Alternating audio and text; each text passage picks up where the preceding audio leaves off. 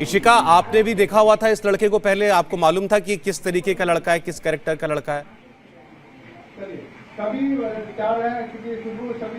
Sir ऐसा तो कुछ नहीं, घटना के बाद वो सारा बात बताई, बट इतना पता था कि हाँ वो सब लड़की के साथ ऐसे ही करता है, मतलब कि बात करता है और उसका लाइफ बर्बाद करता है सर।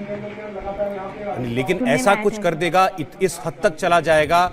क्या क्या क्या बहन खुद बताई कि हाँ वो ऐसे ही करता है।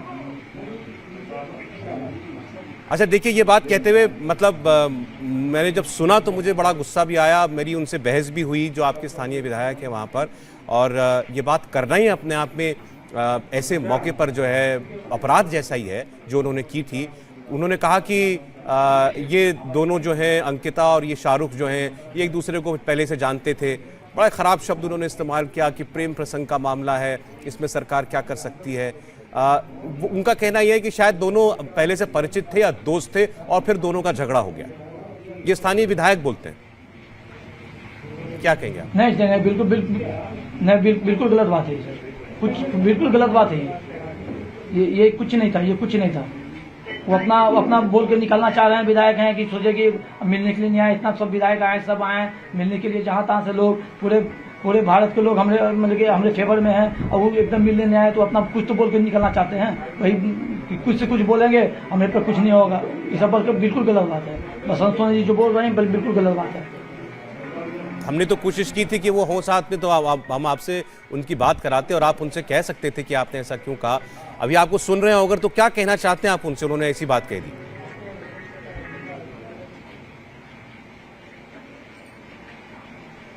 देखिए सर, ये सब जो है अब क्या बोले, वो आरोप, मरने वाला बच्ची तो मर गई, वो वापस तो आएगी नहीं।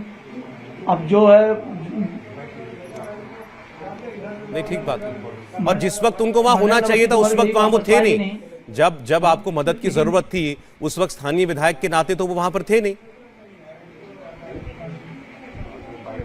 थे नहीं। और उसको कैसे पता?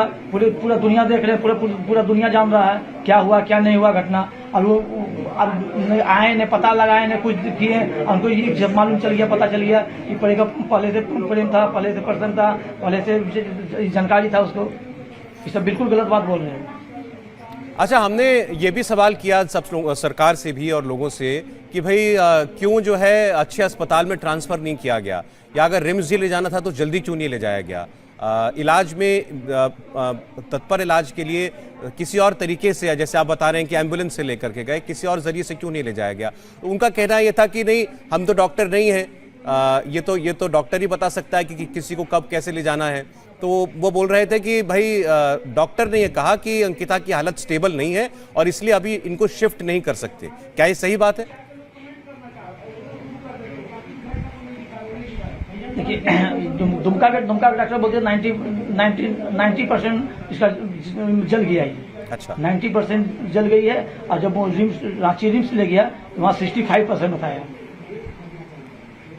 तो इसका मतलब तो सीधा सीधा ये है कि जो दुमका के अस्पताल वाले थे वो उनको तो सही से मालूम ही नहीं था कि कितना नुकसान हुआ है। इसका तो सीधा मतलब यही हुआ। जी, यहाँ तो कुछ व्यवस्था नहीं है। दुमका हॉस्पिटल में कुछ व्यवस्था नहीं है। इलाज के नाम पर इशिका क्या किया उन लोगों ने? कुछ दवा देते थे, जैसे हमने आप लोगों को से ही सुना है कि केवल सलाइन लगाकर छोड़ देते थे। क्या करते थे?